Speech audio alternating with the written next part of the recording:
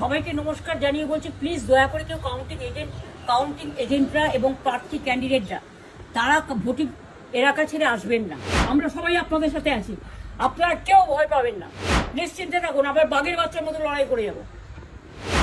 সবাইকে নমস্কার জানিয়ে বলছি, প্লিজ দয়া করে কেউ কাউন্টিং এজেন্টরা এবং প্রার্থী ক্যান্ডিডেটরা তারা ভোটিং এলাকা ছেড়ে আসবেন না। স্ট্রং রুমে যেখানে কাউন্টিং হচ্ছে, মানে সেন্টারে, সেখান ছেড়ে কেউ আসবেন না। এটা বিজেপির প্ল্যান। প্রথম 2-3 রাউন্ডে আমি কালকে থেকেই বলছি যে ওদেরগুলো আগে দেখাবে, আমাদেরগুলো পরে দেখাবে।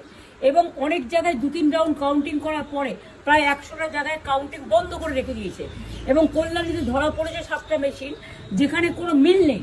এটা টোটাল ফোর্সফুলি সেন্ট্রাল ফোর্সকে দিয়ে চারিদিকে তৃণমূল কংগ্রেসের উপর অত্যাচার করছে, অফিস ভাঙছে, জোর করে দখল করছে। এসআইআর নামে আপনারা দেখেছেন ভোট লুট করেছে যাতে যে সিটগুলো জিততে পারে।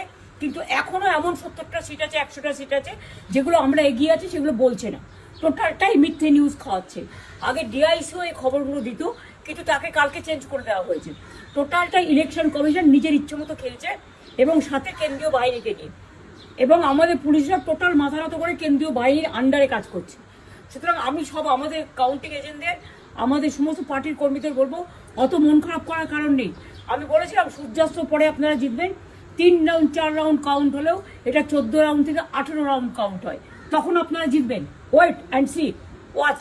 আমরা সবাই আপনাদের সাথে আছি, আপনারা কেউ ভয় পাবেন না, নিশ্চিন্তে থাকুন, আবার বাঘের বাচ্চার মতো লড়াই করে যাবো।